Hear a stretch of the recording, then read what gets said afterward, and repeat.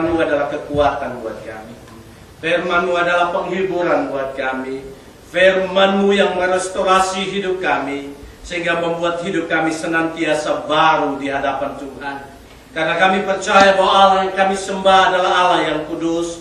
Allah yang kudus itu pun menuntut hidup kami kudus. Dan kami percaya bahwa dengan usaha kami tidak akan mungkin menjadi kudus, kecuali firman-Mu boleh memperbaharui kami, dan firman-Mu boleh menguduskan kami di dalam kekudusan firman-Mu, sehingga dengan demikian hidup kami boleh senantiasa lagi berkenan di hadapan Tuhan.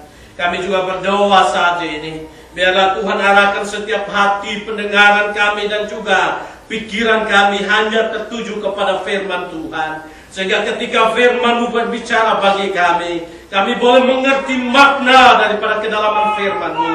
Kami boleh mengerti isi hati-Mu. Kami boleh mengerti kehendak-Mu. Dan ketika kami pulang dari tempat ini, kami akan menjadi pelaku firman-Mu dalam kehidupan kami. Kuasa kegelapan yang berbagai cara yang mau mengganggu kami di dalam pemberitaan firman Tuhan, sehati seman kami patahkan, hancurkan di dalam nama Tuhan Yesus Kristus. Biarlah Roh Allah boleh bekerja senantiasa secara leluasa di tengah-tengah kami, boleh sungguh lagi membawa kami disentuh oleh firman Tuhan, dan kami boleh sungguh lagi dibangunkan rohaninya untuk boleh setia kepada Tuhan. Terima kasih Tuhan, berbicaralah bagi kami, karena kami sedia untuk mendengarkan firman-Mu. Dalam nama Tuhan Yesus kami berdoa. Amin. Silakan duduk kembali.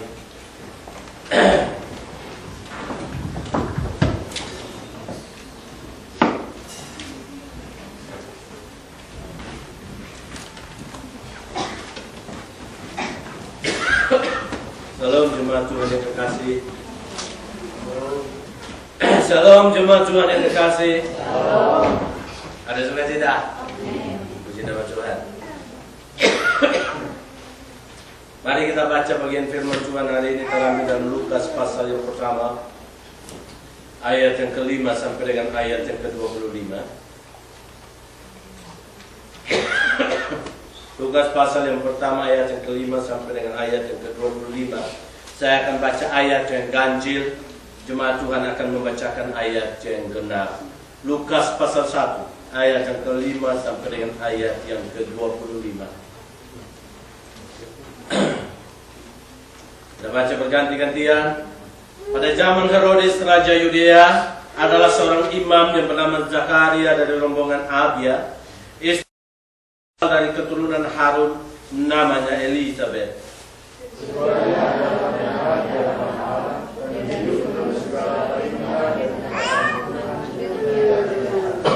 Tapi mereka tidak mempunyai anak, sebab Elizabeth mandul dan keduanya telah lanjut umurnya.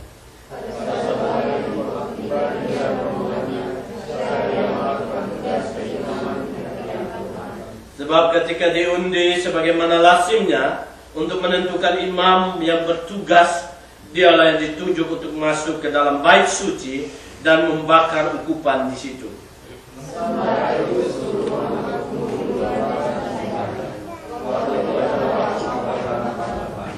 Maka tampaklah kepada Zakaria seorang malaikat Tuhan berdiri di sebelah kanan mezbah pembakaran ukupan.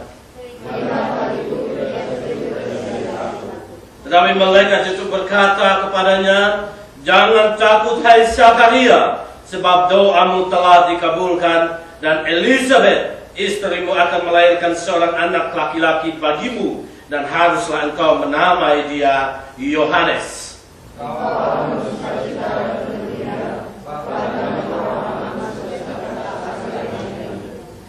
Sebab ia akan besar di hadapan Tuhan, dan ia tidak akan minum anggur atau minuman keras, dan ia akan penuh dengan Roh Kudus mulai dari rahim ibunya.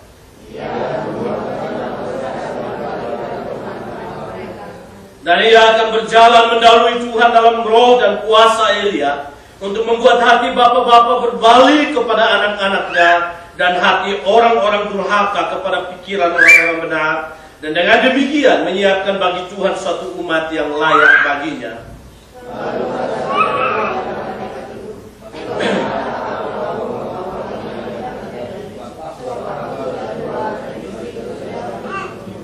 Jawab malaikat itu kepadanya, "Akulah Gabriel yang melayani Allah, dan aku telah diutus untuk berbicara dengan engkau dan untuk menyampaikan kabar baik ini kepadamu."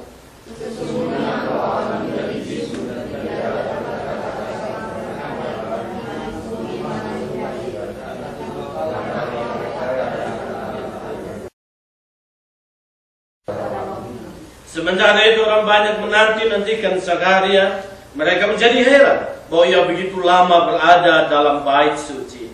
Ketika ia keluar, ia dapat berkata-kata pada mereka dan memberitahu mereka bahwa ia telah melihat sesuatu menyenangkan dalam bait suci. Lalu ia memberitahu kepada mereka sebab dia tetap di situ.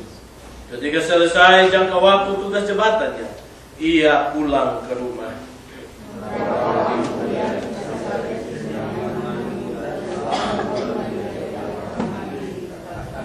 Inilah suatu perbuatan Tuhan bagiku, dan sekarang ia berkenan menghapuskan aibku di depan orang. Jemaat Tuhan yang kekasih, kita hari ini adalah hari Advent pertama untuk menyambut perayaan Natal. Sehingga dalam urutan Advent pertama, kedua, ketiga, kita merenungkan berkaitan dengan peristiwa menjelang Natal. Dan hari ini kita memulai dengan tema dinamika iman daripada Zakaria dan Elizabeth. Kita akan melihat dinamika iman Zakaria, Elizabeth di tengah-tengah masa penantian mereka tentang anak yang mereka rindukan. Nah, di sini kita memahami bahwa kadang kita sebagai umat percaya kepada Tuhan, ketika kita mengalami pergumulan, ketika kita mengalami masalah, pada awalnya mungkin kita mencari Tuhan. Pada awalnya mungkin kita setia berdoa. Pada awalnya mungkin kita setia datang beribadah kepada Tuhan. Pada awalnya mungkin kita setia membaca firman Tuhan. Tetapi ketika pergumulan itu sudah berjalan dalam waktu jangka yang begitu lama, akhirnya mungkin kita mulai putus asa. Ketika kita berada dalam keputusasaan, saya tidak yakin kita masih berada di dalam kesetiaan berdoa pada Tuhan. Saya tidak yakin apakah kita masih tetap setia membaca firman Tuhan. Apakah kita masih setia melayani Tuhan. Apakah kita masih setia beribadah pada Tuhan. Sebagian besar dalam pengalaman penggembalaan, ketika pergumulan itu memakan jangka waktu yang begitu lama, kadang membuat kita putus asa, kadang bimbang, kadang membuat kita mulai tawar hati, dan doa kita mulai redup. Pembacaan firman Tuhan kita sudah merasa tidak lagi ada faedahnya. Persekutuan kita dengan Tuhan mulai pudar, dan semangat pelayanan kita mulai kendor. Tapi mari kita melihat sosok dinamika iman daripada Zakaria dan Elizabeth. Apakah mereka seperti itu? Mereka punya pergumulan, dan pergumulan ini berkaitan dengan aib daripada di tengah-tengah keluarga. Kenapa demikian? Di situ dikatakan ayat yang ke-7, mari kita baca sama-sama 1, 2, 3. Tetapi mereka tidak mempunyai anak, sebab Elizabeth mandul dan keduanya telah lanjut umurnya. Kita baca ayat 25, 1, 2, 3. Inilah suatu perbuatan Tuhan bagiku, dan sekarang ia berkenan menghapuskan aibku di depan orang. Mari kita perhatikan. Mereka tidak punya anak. Zakaria dan Elizabeth mengumuri anak bertahun-tahun. Dan kalau kita kalkulasi, maka orang Yahudi boleh menikah itu umur 30 tahun ke atas. Beda dengan orang di kampung. Umur 12 tahun sudah bisa anak berangkai-rangkai. Maka ada lagu, punya anak berangkai-rangkai, suba cucu sapu gue, masih perlente bikin diri lagu jange. Tidak? Kenapa? Karena kelihatan penampilannya masih muda, tetapi karena kawinnya muda, terlalu muda, akhirnya anak berangkai-rangkai. Akhirnya apa? Lepose kemana-mana. Tapi di sini kita melihat bagi orang Yahudi pada zaman itu 30 tahun ke atas. Pertanyaannya, kenapa 30 tahun? Karena bagi orang Yahudi, kedewasaan seseorang ditentukan oleh umur 30 tahun ke atas. Maka Yesus Kristus dianggap melayani ketika dia umur 30 tahun ke atas. Dia umur 30. Karena disitulah letak kedewasaan. Nah, kalau demikian, maka di sini dikatakan bahwa Zakaria dan Elisabet mendapatkan anak itu dalam kondisi mereka sudah tua. Dalam kondisi sudah menopause. Elisabet tidak mungkin lagi dalam kondisi rasio. Dan dari kondisi medis, dia masih punya anak. Artinya rentan waktu yang berpuluh-puluh tahun. Mereka sudah menggumuli anak itu. Tetapi apa artinya? Apa akhirnya? Kita melihat bahwa mereka walaupun memiliki jangka pergumulannya itu begitu lama, dan ini pun berkaitan dengan penilaian orang kepada keluarga ini bahwa tidak punya anak berarti aib. Ini dalam konsep orang Yahudi, tapi di dalam konsep Timur, Barat dan Timur saat ini itu tidak dianggap seperti itu. Jadi bagi keluarga yang belum Tuhan karuniakan anak, jangan pernah berpikir itu aib. Tidak. Karena itu berdasarkan budaya Yahudi pada saat itu.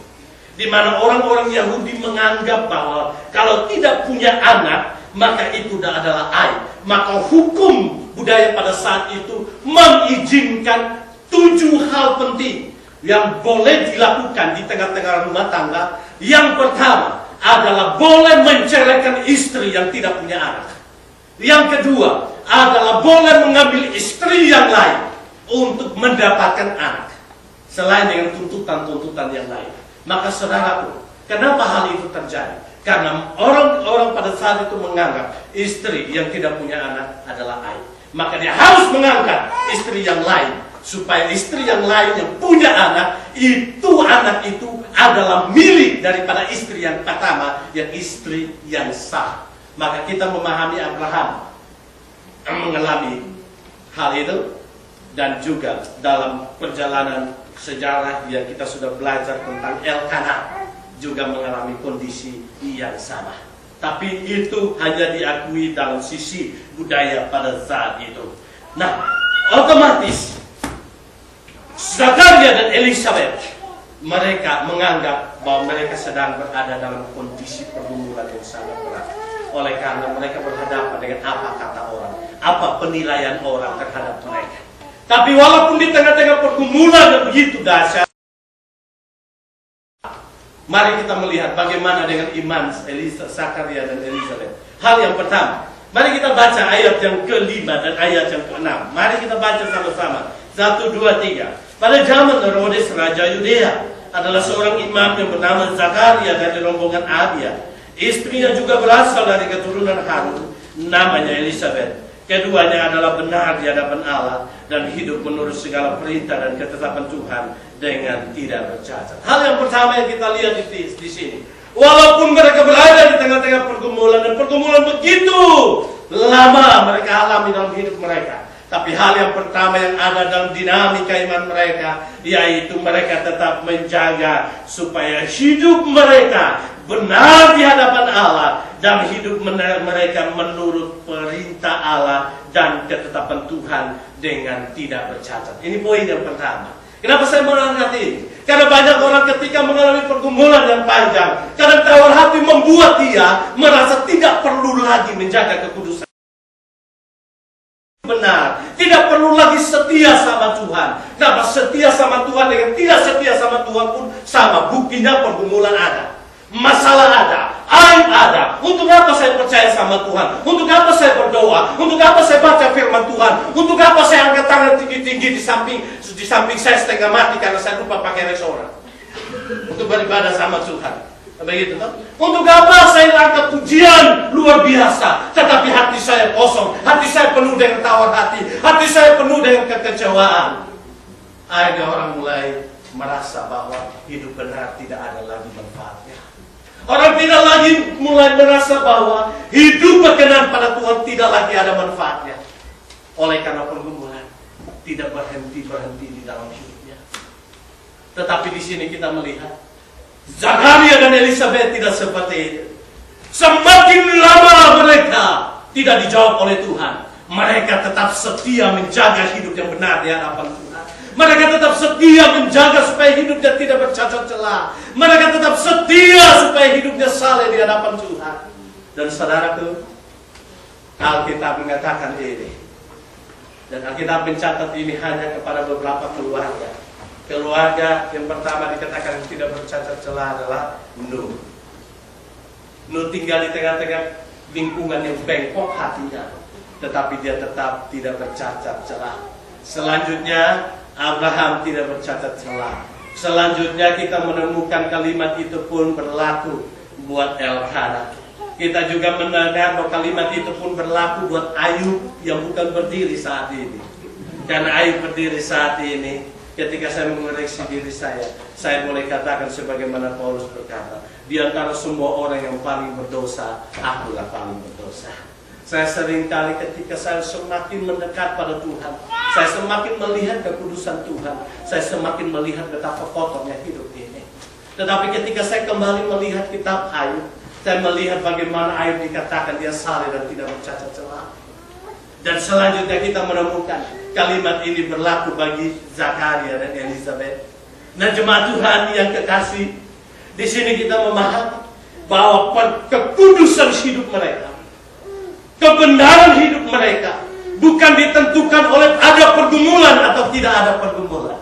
Kekudusan hidup mereka bukan ditentukan oleh Tuhan menjawab pergumulan atau Tuhan tidak menjawab pergumulan mereka. Tetapi mereka tetap menjaga kekudusan hidup. Baik Tuhan mau jawab atau tidak jawab, Tuhan mau memberkati atau tidak memberkati, Tuhan mau angkat aib ini atau tidak, mereka tetap melihat hidup benar di hadapan Tuhan adalah sebuah keharusan yang tidak boleh ditawar-tawar di dalam kehidupan mereka. Maka dengan demikian, orang yang sungguh-sungguh hidup benar di hadapan Tuhan adalah hidup benar itu bukan ditentukan oleh apa yang ada di luarnya, tetapi hidup benar itu ditentukan oleh apa yang ada di dalam hati. Kalau Tuhan sudah tinggal dalam hidup kita, Roh Kudus sudah tinggal dalam hidup kita, dalam kondisi apapun kita tetap melihat bahwa kekudusan adalah segala-galanya di dalam hidup kita. Amin, itu jemaat Tuhan. Amin. Ini penting sekali. Kenapa? Karena Allah katakan tanpa kekudusan tidak ada seorang pun layak di hadapan Allah. Tanpa kekudusan tidak ada seorang pun yang berani menerima berkat-berkat Allah. Tanpa kekudusan Allah tidak ada di sana. Maka ini membawa kita untuk memahami ada pergumulan atau tidak ada pergumulan. Mari kita tetap menjaga kekudusan hidup. Ada pergumulan atau tidak ada pergumulan, mari kita tetap menjaga supaya hidup kita benar di hadapan Tuhan. Saya mau katakan, kalimat ini adalah kalimat sanjungan yang benar. Kenapa demikian? Oleh karena ini Alkitab adalah firman Allah. Dan Alkitab sendiri yang menyaksikan bahwa Zakaria dan Elizabeth itu benar dan saleh. Artinya Allah sudah menilai sampai ke dalam lubuk hati daripada Zakaria dan Elizabeth, bahwa walaupun mereka punya pergumulan, tetapi pergumulan itu tidak membuat mereka cacat hidupnya. Tuhan menilai luar dalam. Dari dalam, dari luar Tuhan menilai bahwa mereka hidup saleh. Nah, jemaat Tuhan, kalau ini yang ngomong seperti ini, Pendeta Ayub mengatakan bahwa Zakaria dan Elizabeth saleh, saya masih ragu. Kenapa? Pendeta Ayub boleh ada di Misio, tapi Pendeta Ayub tidak ada di Ajo, kan? Pendeta Ayub ketika kemarin berada di Gotemba dalam rapat di sana, Pendeta Ayub tidak akan hadir di sini untuk mendengar khotbah dari para pendeta 12. Artinya apa? Pendeta Ayub itu terbatas, bukan maha tahu. Dari penilaian saya bisa saja dari sisi yang luar, tapi saya mungkin tidak bisa melihat ada apa yang ada di dalam hati. Apalagi bicara tentang motivasi, bicara lagi tentang sebuah kelakuan yang tidak ada di dalam pandangan mata saya. Itu lepas semua. Tetapi yang menilai ini adalah Tuhan. Jemaat Tuhan yang kekasih, saya percaya orang yang tetap memiliki sukacita, orang yang tetap memiliki damai adalah orang yang tetap menjaga hidupnya benar di hadapan Tuhan. Kenapa? Karena dia kemanapun, dia tidak akan pernah sungkan dan segan. Dia tetap terbuka. Kenapa? Karena dia tahu hidupnya sungguh-sungguh. Jemaat Tuhan yang kekasih, kalau konsep ini ada, maka saya percaya Hidup kekudusan bukanlah menjadi sebuah kewajiban semata dalam hidup ini. Oleh karena kita melayani, maka kita jaga kekudusan. Itu hanyalah sebuah kewajiban. Kalau kita katakan bahwa saya jaga kekudusan oleh karena saya seorang pendeta, itu hanyalah sebuah kewajiban. Pertanyaannya, setelah saya dipecat dari pendeta, ataukah dalam bahasa Malaysia dibilang pasukan tak berguna, gitu ya? Masihkah saya tetap memuliakan nama Tuhan? Setelah saya berhenti dari majelis, masihkah saya tetap menjaga kekudusan hidup? Setelah saya selesai dari posisi sebagai jemaat di sini, masihkah saya tetap menjaga kekudusan hidup dan hidup benar di hadapan Tuhan? Saya percaya banyak kita merindukan untuk hidup ini diberkati. Banyak kita sungguh mau supaya Tuhan menjawab setiap pergumulan kita. Tapi kadang-kadang kita sulit ketika berbicara. Kadang kita merasa itu sesuatu yang sangat sulit kita dengar di dalam telinga. Jemaat Tuhan yang kekasih, firman Tuhan ini mengajarkan kita. Sebelum Natal datang, Tuhan mau persiapkan satu keluarga yang namanya Zakaria dan Elizabeth. Dipakai oleh Tuhan. Iman yang sungguh-sungguh benar, yaitu iman yang dilandasi dengan hidup yang benar di hadapan Tuhan. Mulai dari keluarga, mulai dari pribadi, mulai dari keluarga, mulai dari tempat pekerjaan, mulai dari tempat pergaulan hidup kita. Seringkali saya bilang sama beberapa orang, saya katakan, melayani jangan karena takut manusia. Beribadah sama Tuhan jangan karena sungkan sama pendeta. Kenapa? Karena kalau nggak datang, pasti pendeta yang telepon. Halo, di mana posisinya? Ya. Atau mungkin tidak datang, langsung ketua majelisnya tanya, di mana ya itu ya? Langsung patron. Jangan. Kenapa? Karena itu kita melakukan itu hanya sebuah kewajiban. Nah, kalau itu karena kewajiban, maka itu hanya terjadi dalam lokasi-lokasi tertentu. Keluar dari lokasi itu, mungkin kita tidak lagi seperti itu. Maka saya mau katakan, kebaikan karena takut akan Tuhan akan beda dengan kebaikan oleh karena budaya. Kadang kita mulai sangat kagum dengan kondisi yang ada di tengah-tengah orang Jepang, di mana kita salut dengan kondisi orang Jepang. Antrenya, dia tahu kalau dia dari belakang, berarti dia harus di belakang. Tapi kalau antre di Gambir, iya, antre di Gambir, dia tahu dia dari belakang, tapi dia di depan. Wah, ini repot ya. Gara-gara seperti itu dan pertandingan bola kaki Indonesia Malaysia meninggal 2 orang. Kasihan. Kita sangat kagum dengan semua budaya yang ada di Jepang. Tetapi ketika orang Jepang ini pindah dari Indonesia, dari Jepang pergi tinggal di Indonesia, saudara akan bayangkan betapa terkontaminasinya hidup. Betul. Tidak usah lagi kita bicara banyak. Nah, karena ketaatan itu karena budaya. Ketika dia berpindah dalam budaya yang lain, dia tidak lagi hidup dalam sebuah ketaatan yang baik. Contohnya, di sini buang sampah jelas seperti itu, begitu kan? Ketika pulang ke Indonesia, dia sendirian tiap hari datang cari gominya di mana? Cari tempat gomi aja susahnya minta ampun, cari di mana? 10 kali dia seperti itu. Ketika dia cari gomi, orang lewat, dia buang saja di situ. Orang lewat, dibuang saja di situ. Dia mulai mikir-mikir. Penduduk yang ada di Indonesia ini berapa? 240 juta. 40 juta orang. Dibanding dengan saya sendiri, kalau nggak salah 40 juta atau 45 juta. Ya, saya sendiri yang jaga ini, buang sampah pada tempatnya. 200 sekian itu tidak ada. Untuk apa saya begini? Betul. Saya capek sendiri. Akhirnya dia ikut pola daripada, udahlah nanti tunggu saya ke Jepang dulu, baru saya kembali pada budaya saya. Makanya orang Jepang yang pulang dari Indonesia, setelah nyetir, di depannya itu ada opa lagi nyetir, begitu ya, mempegang pelan-pelan, langsung dia telepon, tunggu orang Indonesia yang duduk di samping tanya, kenapa begitu? Indonesian style. Ini terkontaminasi enggak? Artinya apa? Dia melakukan itu oleh karena hanya tuntutan aturan.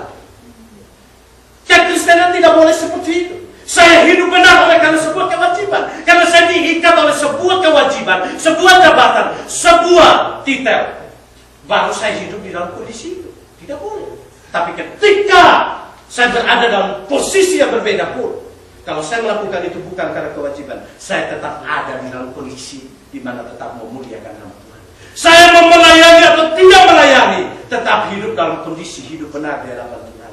Saya mau dipakai oleh Tuhan untuk memberitakan firman Tuhan, atau momen di mana saya harus duduk diam dengar, itu pun saya tetap menjaga untuk memuliakan nama Tuhan.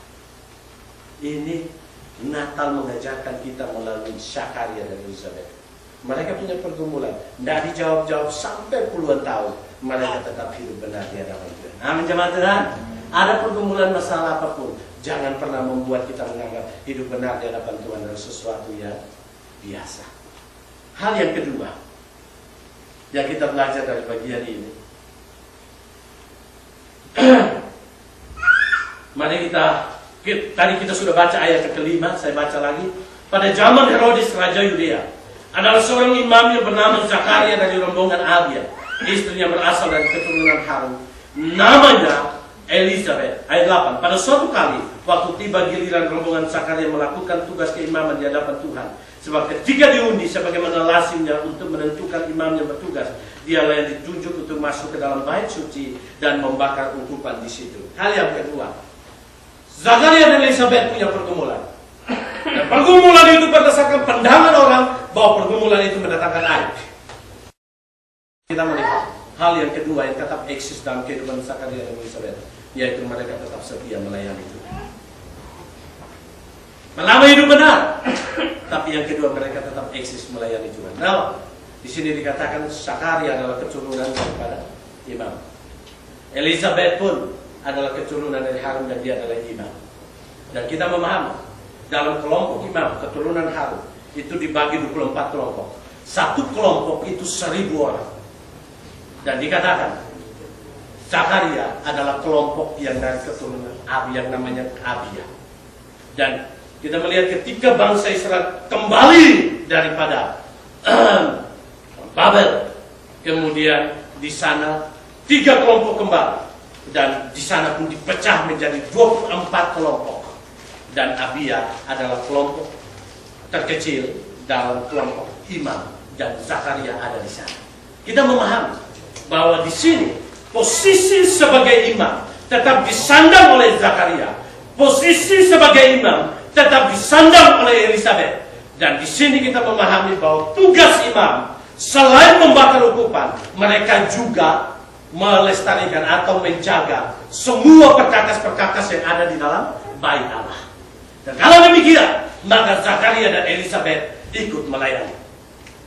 Dan dikatakan bahwa dalam masa tuanya, akhirnya Zakaria ditentukan oleh Tuhan melalui undi untuk membakar kemenyan, ukupan itu kemenyan, di dalam ruang Maha Kudus. Dan seumur hidup, seorang imam hanya mendapatkan kesempatan ini 1 kali. Dan Zakaria tidak melewatkan kesempatan ini. Nah, hal yang indah adalah, walaupun mereka punya pergumulan, dan kelihatannya pergumulan mereka tidak dijawab oleh Tuhan, tetapi Tuhan, walaupun tidak menjawab pergumulan tersebut, tidak membuat mereka kendor di dalam melayani Tuhan. Mereka tetap menjadi seorang imam. Mereka tetap memiliki keturunan sebagai keturunan Harun. Mereka setia melayani Tuhan dalam bait Allah. Bahkan mereka setia menjalankan tuntutan-tuntutan imam, yaitu salah satunya adalah membakar ukupan. Mungkin saja ketika dia sampai kepada undi, kemudian dikatakan Zakaria mendapatkannya, bisa saja Zakaria juga begini, udahlah kau yang saya kaulah. Nah, untuk apa juga saya bakar kemenyan-kemenyan ini? Untuk apa lah saya bakar hukuman-hukuman itu?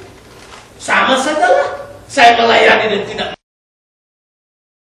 saya. Tuhan tidak peduli saya. Tuhan tidak pernah dengar doa saya. Buktinya sampai saat ini Tuhan dapat kasih anak buat saya. Zakaria tidak pernah berbicara seperti itu. Tapi Zakaria dan Elizabeth tetap setia melayani Tuhan. Kenapa? Kesetiaan Zakaria dan Elizabeth dalam melayani Tuhan bukan ditentukan oleh Tuhan jawaban. Bukan Tuhan mendengar doa atau tidak. bukan ditentukan oleh Tuhan memberkati atau tidak. Tetapi dalam kondisi apapun juga, mereka tetap setia melayani Tuhan. Saya mau bertanya buat kita semua, maukah kita setia melayani Tuhan? Amin. Dalam pergumulan atau tidak ada pergumulan, mau setia melayani Tuhan? Mau disindir atau tidak disindir, mau melayani Tuhan? Dicuekin maupun tidak dicuekin, mau melayani Tuhan? Asalkan Tuhan ada cuekin kita. Amin. Amin. Bagian yang kedua ini indah buat saya, karena saya adalah gembala. Indah buat semua majelis, indah buat kita semua jemaat Tuhan. Karena yang melayani bukan hanya gembala dan majelis, semua kita sedang melayani. Ingat, ketika kita datang kepada ibadah minggu, pelayan bukan hanya pelayan altar di sini, bukan hanya pendeta, bukan hanya singer, bukan hanya pemain musik, tapi yang melayani adalah kita semua yang ada di dalam ibadah ini. Yang menikmati ibadah bukan kita, tapi yang menikmati ibadah kita adalah Tuhan. Maka kita semua adalah pelayan di hadapan Tuhan. Maka saya bertanya lagi, ketika ada pergumulan, kita masih setia melayani Tuhan, setia beribadah sama Tuhan, setia mempersembahkan yang terbaik bagi Tuhan. Amin. Ini poin yang kedua yang harus ada di tengah-tengah kehidupan. Yang ketiga, yang kita pahami dalam bagian firman Tuhan ini, kita memahami dalam ayat yang ke-12, 11, 12, 13. Mari kita baca sama-sama 1, 2, 3. Maka tampaklah kepada Zakaria seorang malaikat Tuhan berdiri di sebelah Tuhan. Melihat hal itu, ia terkejut dan menjadi takut. Tetapi malaikat itu berkata kepadanya, "Jangan takut, hai Zakaria, sebab doamu telah dikabulkan, dan Elisabet istrimu akan melahirkan seorang anak laki-laki bagimu, dan haruslah engkau menamai dia Yohanes." Jemaat Tuhan yang kekasih, dalam dinamika iman Zakaria, saya percaya bahwa Zakaria tidak lagi berdoa dan Elisabet tidak lagi berdoa buat anak. Walaupun mungkin bagi mereka, ya kalau memang dianggap aib, ya aib lah. Tuhan tidak menjawab, ya tidak jawab lah. Yang penting kami tetap jaga kesalehan, kami tetap melayani Tuhan. Mungkin mereka sudah lupa dengan doa-doa mereka tentang minta anak. Tapi kita melihat poin yang ketiga, walaupun kita lupa berdoa sama Tuhan, Tuhan tidak pernah lupa setiap doa yang kita panjatkan sama Tuhan. Amin. Maka di sini dia bilang apa? Tetapi malaikat itu berkata kepadanya, jangan takut hai Zakaria, sebab doamu telah dikabulkan, dan Elisabet istrimu akan melahirkan seorang anak laki-laki bagimu, dan haruslah engkau menamai dia Yohanes. Ayat 18, mari kita baca sama-sama 1, 2, 3. Lalu kata Zakaria kepada malaikat itu, "Bagaimanakah aku tahu bahwa hal ini terjadi? Sebab aku sudah tua dan istriku sudah lanjut." Mungkin dalam kondisi itu Zakaria ngomong sama malaikat begini, "Bagaimana aku mungkin tahu hal ini? Anakku ini udah tua, Elisabet juga mungkin lagi nyanyi burung kakak tua di kabulan." Begitu tuh. Akhirnya bilang apa? Kami sudah dapat doa lagi, kami sudah dapat berharap itu. Itu pergumulan juga. Kami sudah dapat berharap lagi. Kenapa? Kami sudah lupa berdoa. Itu juga tinggal lagi menjadi pergumulan kami. Kenapa? Bagi kami, nggak mungkin kami berdoa dalam kondisi ketidakmungkinan seperti ini. Istri saya sudah nggak mungkin, apalagi saya tidak percaya. Begitu. Jadi nggak mungkin. Ya, ini kalau ada yang jeli foto saya seperti ini, nanti pas tua cocokkan sama apa enggak? Iya. Nggak mungkin. Tapi kita melihat hal yang pertama. Walaupun kita sudah tidak berdoa, tapi Alkitab katakan apa? Alam menjawab lebih daripada apa yang kita pintakan dan apa yang kita doakan. Sebelum kita minta, dia sudah tahu yang terbaik buat kita. Bukan berarti kita tidak berdoa, tapi doa membawa kita untuk merendahkan diri di hadapan Tuhan. Doa membawa kita untuk melihat bahwa kita bergantung pada Tuhan. Dan ada saatnya di mana kadang kita sudah lupa apa yang kita doakan. Tuhan tidak pernah lupa tentang pergumulan kita. Tuhan tidak lupa dengan air mata kita. Tuhan tidak pernah lupa dengan setiap ungkapan yang keluar dari batin kita kepadanya. Dan mungkin kita sudah merasa sudah dapat. Tetapi setiap doa orang percaya pasti didengar oleh Tuhan. Amin. Doa setiap orang percaya didengar oleh Tuhan. Karena dikatakan, doa orang benar besar kuasanya. Maka dengan demikian, mari kita terus berdoa. Mari kita terus berdoa. Nah, setiap doa orang benar didengar oleh Tuhan.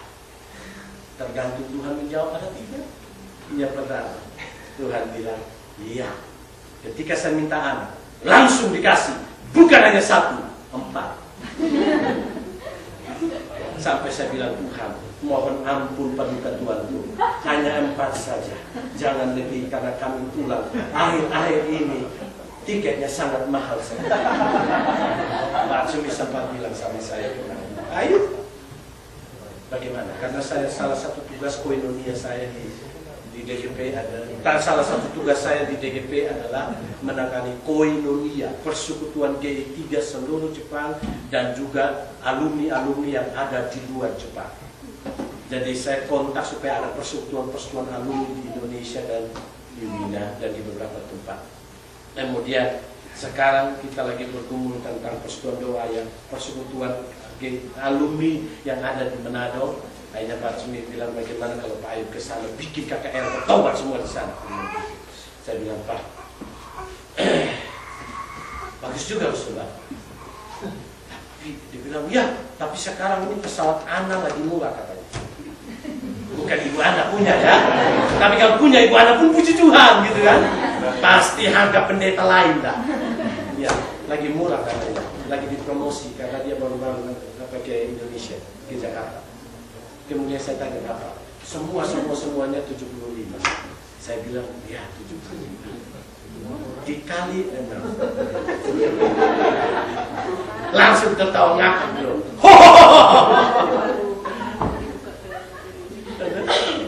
Tuhan kasih apa? Saya datang tahun 2000 seorang diri. Saya pulang. Saya dapat 1 orang, yaitu istriku. Ini berarti bukan ada yang lain. Hanya 1 itu. Dan dia yang paling cantik seluruh dunia. Saya bawa dia datang. Dan tahun 2005, maaf, sebelum kami berangkat, saya studi, Tuhan kasih 2. Alex dan Axel. Waktu itu saya setengah mati. Nah, sambil studi, sambil jaga 2 jagoan ini. Untuk ada oma memang bersyukur. Rugi Adam dan Hawa, mereka nggak punya mertua. Saya bersyukur karena punya mertua. Jadi bisa bantu saya. Jadi pas saya tesis, karena di telepon dari Tokyo harus cepat pulang karena akan ada rotasi yang lebih. Tesis yang harus diselesaikan 1 tahun, saya selesaikan 3 bulan. Bersyukur karena sekolah yang gereja yang saya riset itu di sebelah rumah. Dekat sekali, GPIB Tanjung Priok. Jadi saya riset, sebarkan angket dan sebagainya. Semua dikerjakan. 3 bulan saya langsung ujian negara. Ujian tesis. Dan belum sudah hanya yudisium, saya langsung kembali ke Tokyo. Dan saya bawa 3 orang, jadi 4 orang. Datang tambah jemaat di Tokyo. Yaitu tambah 4 orang. Apa yang terjadi? Ketika pindah ke sini, tambah 2 orang. Jadi bersyukur bermisi. Kalau kami pindah, kurang 6 orang. Cari 6 orang itu kan susah dong. Tuhan kasih berkat. Berdoa, Tuhan kasih. Tapi ada orang yang berdoa Tuhan tidak kasih. Belum kasih. Tuhan bisa langsung kasih, ya Tuhan kasih. Nah, karena ketika kita dapatkan itu, Tuhan tahu bahwa itu mempermuliakan nama Tuhan. Tapi ada saatnya kita berdoa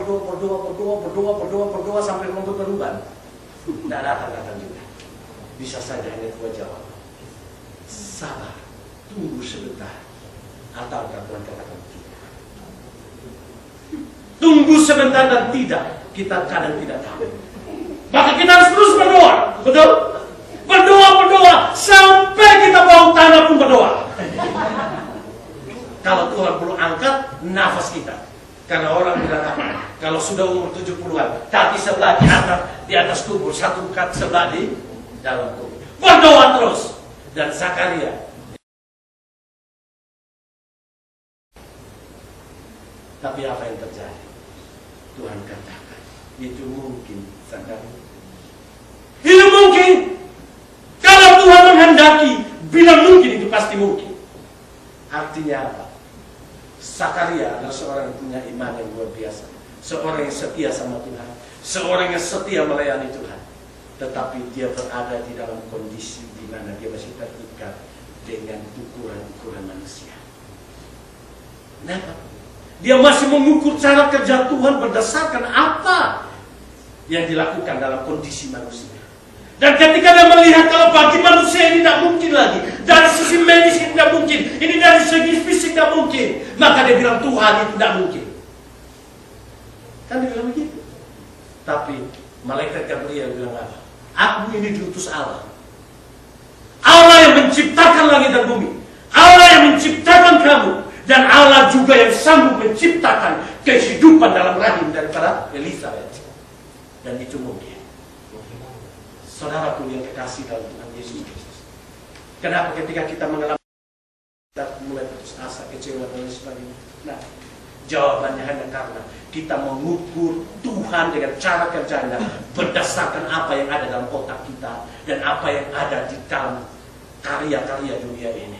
Dan kita berpikir kalau sudah melampaui apa yang ada dalam otak saya dan apa yang ada di dalam karya dunia ini, maka tidak mungkin lagi itu terjadi. Mungkin seorang suami bergumul dengan istrinya, kok istri saya seperti ini tidak berubah-berubah, tidak perlulah dan lain sebagainya. Tapi saya mau katakan, setiap hati dan pikiran orang ada di tangan Tuhan. Mungkin seorang istri bergumul dengan suami untuk berubah. Mungkin kita bergumul dengan teman-teman di tengah-tengah pekerjaan kita, satu kita, broker kita, orang-orang yang bisa pikir, kok nggak berubah-berubah. Saya mau katakan, bisa saja berubah Tuhan. Tuhan mau supaya kita bergumul terus. Kita bergumul terus. Dan ingat, kadang cara kerja Tuhan tidak seperti apa yang kita pikirkan. Zakaria dan Elizabeth mungkin berpikir bahwa sudah nggak mungkin. Itu kan cara berpikir mereka. Tetapi Tuhan punya cara yang luar biasa. Saudara dan saya perhatikan. Abraham memiliki kondisi yang sama. Betul? Elkanah memiliki kondisi yang sama. Sampai kepada Zakaria memiliki kondisi yang sama. Seharusnya Zakaria dan Elizabeth belajar daripada Abraham. Tapi mereka tidak belajar. Dan dia katakan itu tidak mungkin. Saya mengatakan, bersama dengan Allah, segala sesuatu itu mungkin. Saya tidak tahu sejauh mana pergumulan saat ini. Saya tidak tahu sejauh mana bebanmu saat ini. Saya tidak tahu sejauh mana pergumulan rumah tanggamu, pergumulan pekerjaanmu, pergumulan pelayananmu, pergumulan relasi dalam pergaulanmu. Tapi saya mau katakan satu hal. Ketika kita bersandar pada Tuhan, dan Tuhan katakan itu mungkin, pasti mungkin. Karena Tuhan tidak ada masalah yang besar kalau ketika kita bawa pada Tuhan. Tidak ada masalah yang sukar ketika Tuhan katakan aku sanggup untuk melakukan apa. Asalkan mari kita terus bersandar pada Tuhan. Kita terus setia pada Tuhan. Setiap rumah tangga kita tinggal hanya di korek sedikit sama Tuhan itu beres.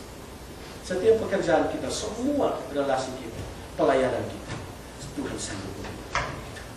Firman Tuhan hari ini mengingatkan kita. Jangan pernah mengikat cara kerja Tuhan dengan cara berpikir kita. Tapi biarkan Tuhan bekerja di dalam kemahakuasaannya. Dan dia sanggup untuk melakukan segala sesuatu. Jemaat Tuhan yang kekasih. Kesaksian daripada Ibu Lili seharusnya menunjukkan kita. Kesaksian daripada teman-teman kita yang sudah minggu-minggu yang lalu menyaksikan betapa Tuhan dahsyat dalam kehidupan kita. Seharusnya membawa kita untuk tidak perlu putus asa. Tidak perlu tawar hati ketika kita mulai. Tidak perlu kendor dalam menyuruh Tuhan. Nah, Tuhan lebih tahu yang terbaik daripada kita tahu yang terbaik bagi kita. Tuhan lebih peduli dengan hidup ini daripada kita peduli dengan hidup ini.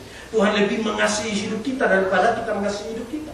Tuhan lebih mengasihi rumah tangga kita daripada kita lebih mengasihi rumah tangga kita. Tuhan lebih mengasihi pekerjaan kita daripada kita mengasihi pekerjaan kita. Dia sangat peduli dengan kita. Oleh sebab itu, walaupun kita tidak berdoa, Tuhan, walaupun kita sudah tidak lagi berdoa tentang itu, Tuhan masih lihat. Akhirnya itu tanda Tuhan. Bahkan secara manusia itu tidak lagi mungkin, tapi itu mungkin. Bukankah banyak kesaksian yang mengatakan tiba-tiba periksa kanker itu stadium 4, kata dokter tidak sembuh lagi. Tapi apa yang terjadi ketika didoakan oleh hamba Tuhan? Ingat, bukan hamba Tuhan yang menyembuhkan. Ketika didoakan oleh hamba Tuhan, kemudian ketika diperiksa kembali, ternyata bersih. Ternyata bersih. Ingat, bukan hamba Tuhan yang menyembuhkan. Kita tidak boleh memutuskan seorang hamba Tuhan. Dia hanyalah manusia biasa yang bisa salah, bisa cacat, celah, dan lain sebagainya. Tapi Tuhan menjamah melalui doa yang dinaikkan. Dan apa yang terjadi? Ketika kembali ke dokter, dokter memeriksa itu bersih. Kita lihat solusi. Solusi itu bukan film, tapi solusi itu kisah nyata yang diangkat kembali. Bukan banyak kejadian yang terjadi. Itu menunjukkan bahwa mujizat itu masih ada. Itu menunjukkan bahwa selama dunia ini masih ada dan Tuhan tetap ada, maka mujizat itu tetap ada. Maka dengan demikian, Tuhan mau menunjukkan itu, membawa kita memahami bahwa Tuhan kita adalah Tuhan yang perkasa dalam segala hal. Dan Tuhan tidak pernah kasih itu kepada orang yang tidak beriman sama Tuhan. Maka dengan demikian, Tuhan masih punya. Dan Tuhan terus punya perhatian dan pemeliharaan buat hidup kita. Cuma Tuhan yang dikasih. Jangan kendor dalam hidup ini. Jangan patah semangat ketika akan bergumul. Ingat, setiap doa kita ditampung dalam kirba Tuhan. Dan setiap pergumulan kita ketika kita bawa kepada Tuhan, dan Tuhan katakan itu mungkin, maka mari kita bersama-sama. Nah, sampai pada bagian berikut adalah kenapa Tuhan harus membiarkan itu berlarut-larut, kan? Kenapa tidak langsung Zakaria Elisabeth ketika mereka mulai janji nikah, selesai itu 1-2 bulan langsung jadi baby yang namanya Yohanes. Tapi kenapa harus tunggu sampai tua? Betul?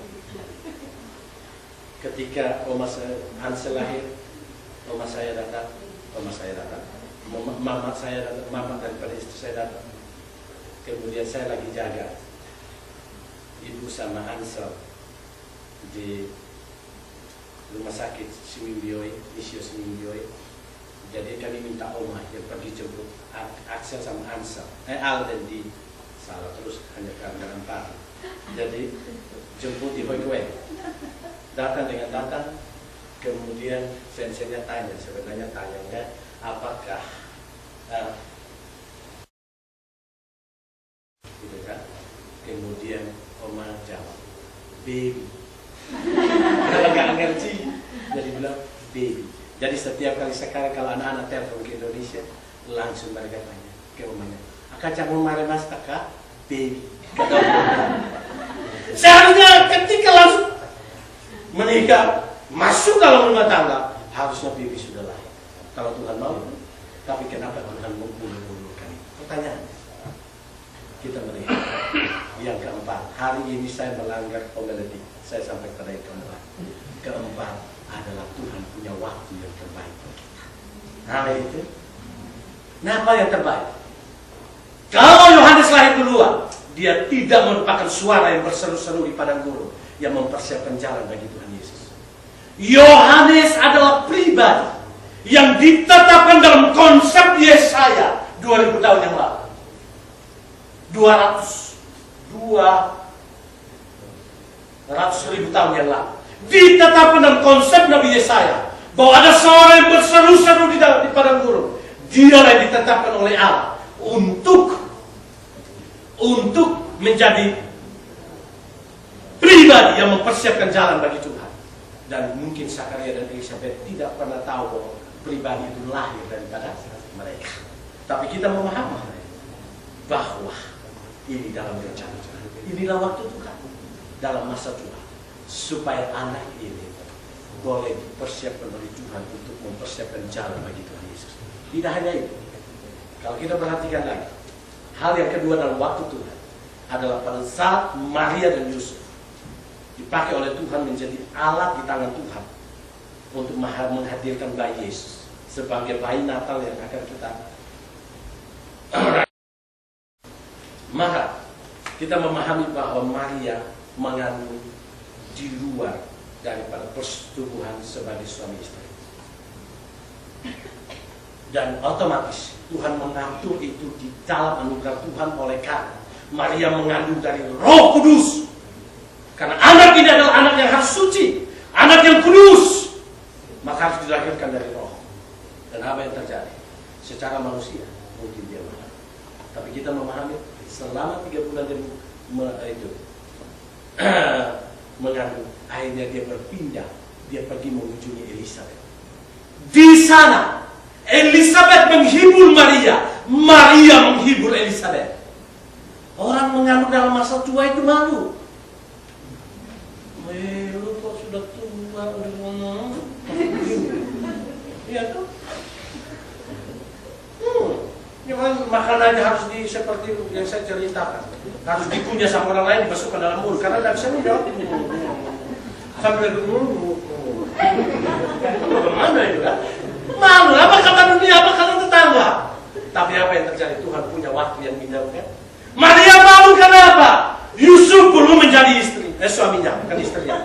Menjadi suaminya, tapi dia mengandung. Malu, tapi kita melihat Tuhan punya waktu yang indah. Datang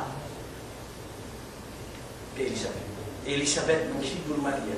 Itu anak Tuhan, itu kalau kandung dari Roh Kudus, buktinya itu anak itu meloncat ke tirangan, bukan? Dia hibur. Kemudian Maria juga menghibur. Nah, menghibur Elizabeth. Anak itu dalam rencana Tuhan. Maka kita perlu teman seri. Jangan merasa kita sudah rohani jayanya apa. Merasa lebih hebat dari semua jadi tidak butuh orang lain. Orang-orang yang merasa rohani itu lama-lama rohana, rombongan hantu nakal. Maka kita butuh teman sharing, kita sharing bersama, kita saling menguatkan. Maria dan Elizabeth melakukan itu, saling membagi pergumulan. Amin itu. Itu waktu Tuhan ini. Jadi Yohanes artinya apa? The grace of the Lord. Kasih karunia Tuhan. Karena dia ditetapkan oleh Allah dalam waktu Allah untuk mempersiapkan jalan bagi Yesus. Dan juga Elizabeth dipersiapkan untuk menjadi penghibur bagi Yesus, yaitu Maria. Ini semua waktu Tuhan. Maka saya mengatakan buat kita, Tuhan ulur-ulur itu, jangan pernah berpikir bahwa Tuhan salah. Jangan pernah berpikir Tuhan kau terlambat. Iya, yang monotes sudah jalan, kereta metes sudah jalan, kau terlambat. Garuda sudah pergi, sudah take off, kau terlambat. Mungkin bagi kita terlambat, tapi bagi Tuhan tidak terlambat. Banyak sekali. John Austin, dia katakan apa? Dia pernah pergi melayani ke Singapura. Dia datang karena macetnya, dia terlambat pesawat. Dia marah-marah luar biasa. Selang 15 menit, dia dengar pengumuman. Ternyata pesawat itu yang dia tumpangi dengan nomor yang ada dalam tiketnya itu jatuh. Dan di situ dia melihat, ternyata bagi saya terlambat, tapi bagi Tuhan tidak terlambat. Saudara memahami, jangan paksakan waktu kita sama waktu Tuhan. Jangan paksakan kehendak kita kepada kehendak Tuhan. Biarkan waktu Tuhan terjadi atas kita. Biarkan kehendak Tuhan terjadi atas kita. Karena semua waktu Tuhan dan kehendak Tuhan pasti semua mendatangkan kebaikan. Maka dengan demikian, jangan pernah air mata membuat kita kecewa. Jadikan air mata sebagai bukti kita bergantung pada Tuhan. Tapi jangan jadikan air mata sebagai bukti kita kecewa sama Tuhan. Nah, tetap indah di dalam hidup ini. Maka apa yang dibuat Tuhan itu pasti indah di dalam hidup kita. Biarkanlah firman Tuhan ini berbicara bagi kita. Ada masalah, ada pergumulan atau tidak ada pergumulan, ada masalah atau tidak ada masalah, Tuhan jawab atau belum jawab atau sudah jawab. Jangan pernah itu menjadi ukuran bagi kita untuk mengukur saya mau hidup benar atau tidak, saya mau setia melayani atau tidak. Tapi mari kita hidup benar dan kita setia melayani, kita setia berdoa. Oleh karena kita tahu kita tidak dapat hidup tanpa Tuhan. Kita tidak dapat hidup kalau kita tidak melayani Tuhan. Kita harus melayani. Dan biarkan Tuhan bekerja dengan caranya. Jangan pernah mengukur Tuhan dengan cara kita. Biarkan Tuhan bekerja dengan caranya. Dan biarkan Tuhan bekerja dengan waktunya. Mari kita terus setia sama Dia. Kita akan melihat perkara besar yang terjadi dalam hidup kita. Mari kita tunduk kepala. Sambil kita bagi